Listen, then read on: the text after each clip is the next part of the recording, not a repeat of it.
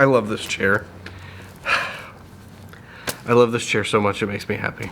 Hey, let's talk about meditation. Specifically, 3 misconceptions I encounter a lot with meditation at the meditation center.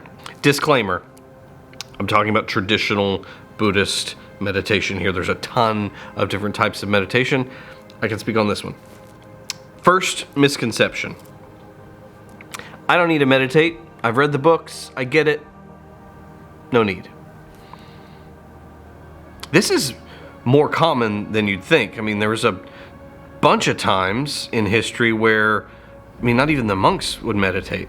And this was just our purpose is to take the suttas and learn the suttas and do this, and we live by these things. But the meditation, the monks would get lazy. They wouldn't meditate. Westerners, definitely, right? I'm going to read the books. I think this is cool. If you've ever watched something that I've put out and nodded, that's probably a good indication that you would benefit from meditation. We can't think our way into experiencing the teachings. I was like this for years. Read all the books. I knew the lists. I thought this was the thing. But it wasn't until I started truly practicing, truly sitting down to meditation to where I could actually experience these things. So what is meditation for? And why is it that you need to actually meditate?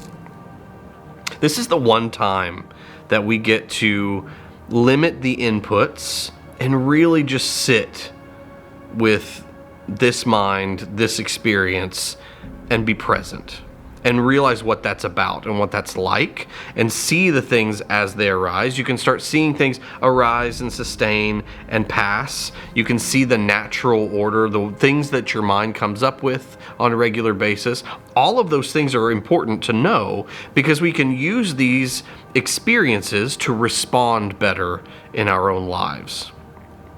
Lots of people will tell me, playing guitar is kind of like my meditation, or driving to work is my meditation. And that's great. Those are meditative things, not necessarily formal meditation.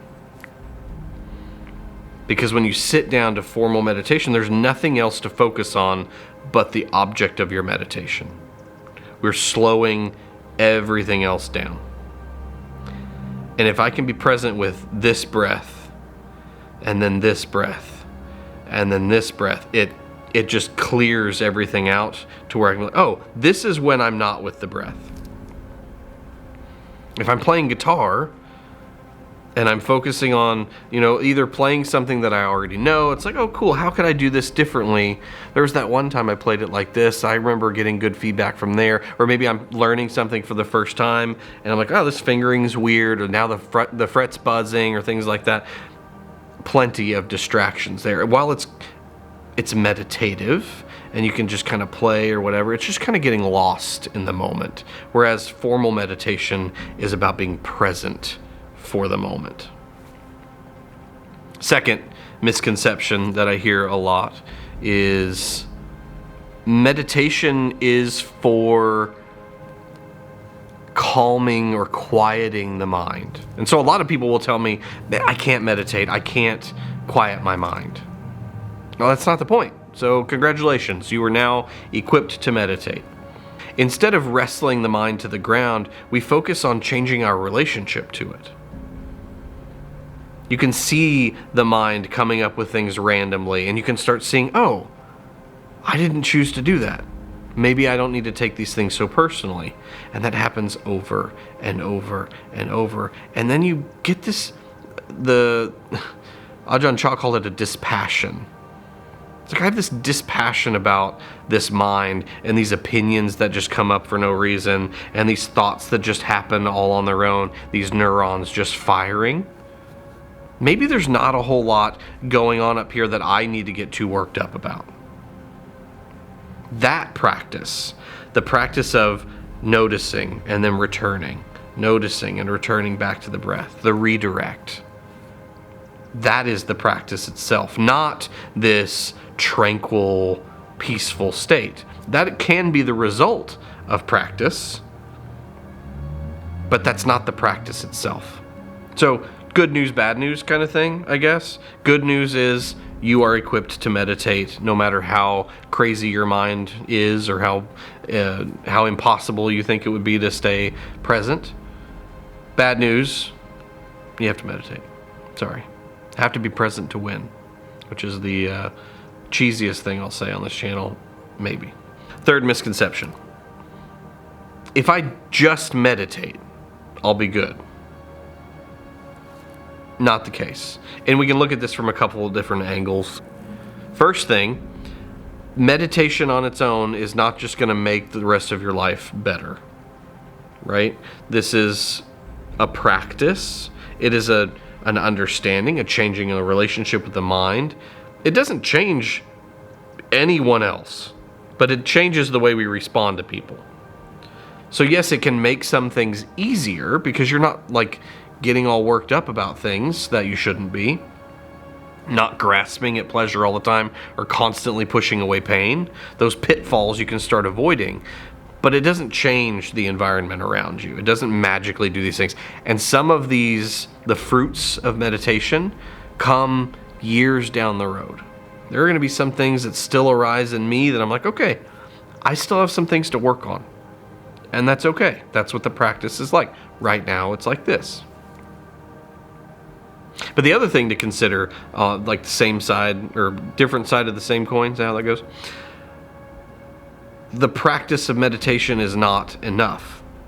Mindfulness, concentration are just two folds of this eightfold path. We still have to be diligent in how we understand things, how we see things. We still have to focus on our intentions. And then there's this whole bucket of the eightfold path that's all about ethics. Right speech, right action, right livelihood. If you're meditating and nothing else in your life is changing, you might be missing something. Because it's the practice of meditation that gets us to look at our speech differently. It gets us to interact with things differently. This practice changes how we respond to life. So it's more than just mindfulness. It's more than just concentration. We have to interact with our lives. There are some elements of the modern mindfulness movement, some people call it like the secular mindfulness movement, that it's just focused on, oh, I'm going to sit to meditate so I can like distance myself. I just want to get blissed out. I just want to sit with the breath and not worry about anything. I'm just going to take a break. And there's nothing wrong with that. There is a lot of meditation practices that are strictly just stress relief, things like that. Great. If that helps, please, by all means, go do that. That's just not the traditional Buddhist approach to things. Buddhist meditation is about being present, about being aware of what arises. Rather than thinking that this is a break from your life, this is very much integrated into your life. One of the first instructions that I give when I'm leading meditation to newcomers is take stock of what you're bringing into the room. Your day, your month, your week, your year, your life is present for this meditation. And it's going to influence what arises. And so this isn't we sit down on a square, ignore our problems for a while, and then leave.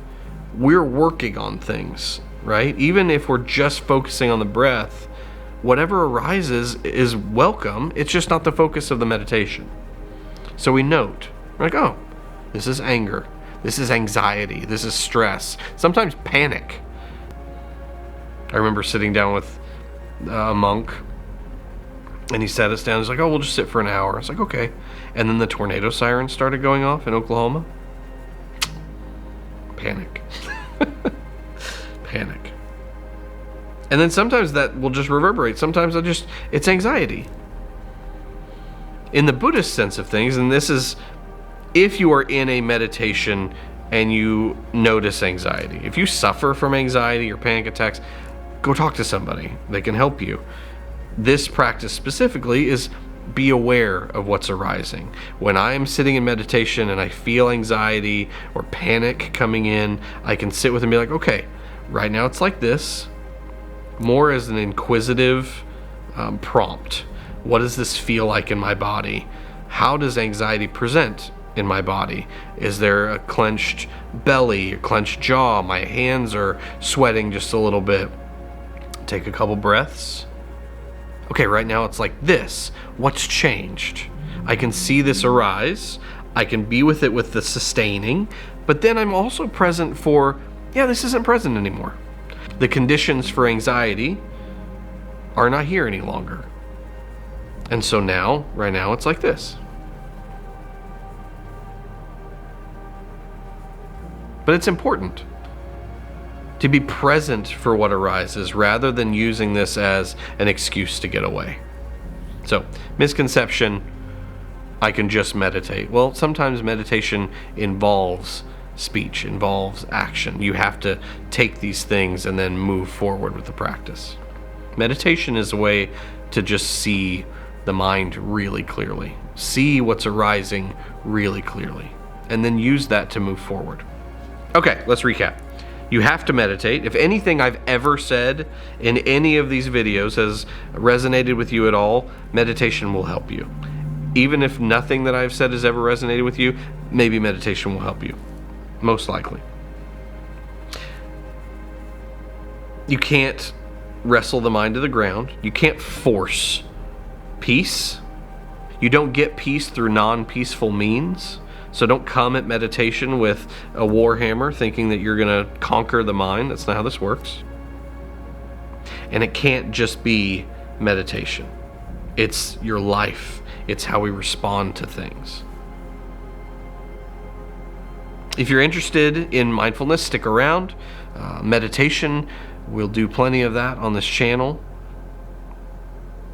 I hope that these practices, these ideas, helps ease your suffering in your life, because you deserve it.